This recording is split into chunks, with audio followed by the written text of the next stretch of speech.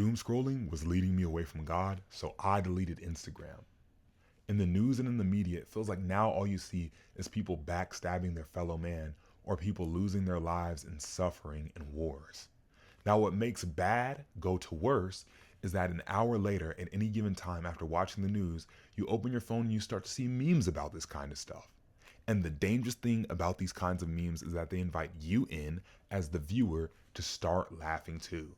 Which is crazy because God calls us to be loving and compassionate people, but next thing you know, you've let a meme finesse you into doing the exact opposite. Now, don't mishear what I'm saying. I'm not saying social media bad. Doom scrolling bad? Yeah. But social media bad? No. I don't think social media is entirely bad. And I'm also not saying, you're the worst, you're terrible, blah, blah, because you're laughing. No, that's not what I'm saying either. But what I'm saying and what I'm doing is taking accountability for the things that I scroll on and the things that I laugh at, and I'm encouraging you to do the same. Because when we take control of what we let in our eyes, then it can change our lives forever.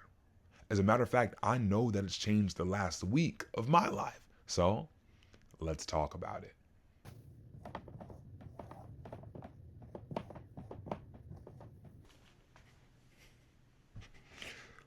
Let's talk. There isn't much that's more triggering than that one guy that you can't even have a meaningful conversation with because he's so busy just scrolling on his phone that he doesn't care what you have to say. And if I'm being real, I would put so much effort into not being this guy. I'd fight the urge to pick my phone up mid-conversation and look, I'm not going to scroll. I'm not going to get on Instagram. I'm not even going to unlock it. I'm just going to pick it up, just going to check it for a couple seconds. But when a habit like that works itself so deeply into your mind, well, suddenly you find yourself during times like conversations with the phone in your hand and Instagram open, and you think, when did I pull my phone out of my pocket? When did I hop on Instagram? When did this get here? Fighting does not matter in that kind of situation because the thing about it is that distractions are sneaky, but it tells us in Matthew 5:30 right here, and if your right hand causes you to sin, cut it off and throw it away. Now, that's not saying to cut off your hand, but it's saying if something causes you to sin or if something is causing you to stumble in that way, well, then get rid of it. So I told Insta, bye-bye, and now the scroll troll isn't knocking on my back door every 5 minutes. And as a result of that, it has caused me and helped me to be able to have some of the most meaningful, deep conversations that I've ever had. I've been present for the people that I love. And look, the same thing can happen for you.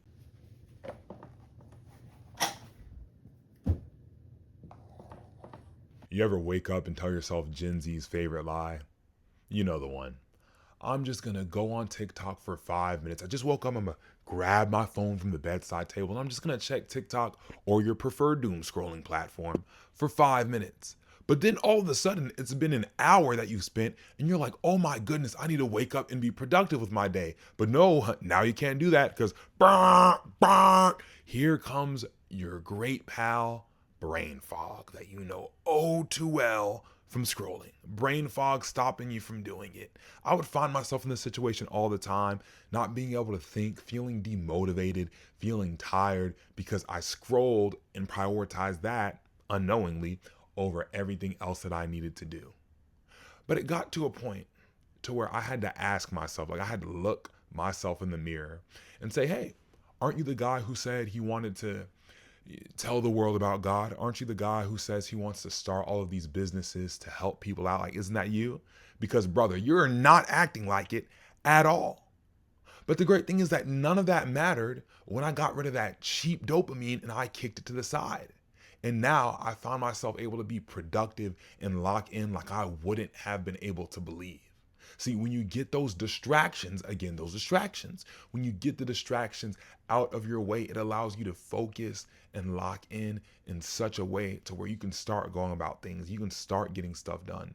You won't be perfect, but you will definitely be better for it.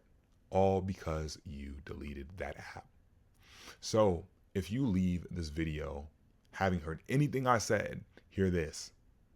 It might be time to look yourself in the mirror and think, dang, do I need to delete the app? Do I need to lock in?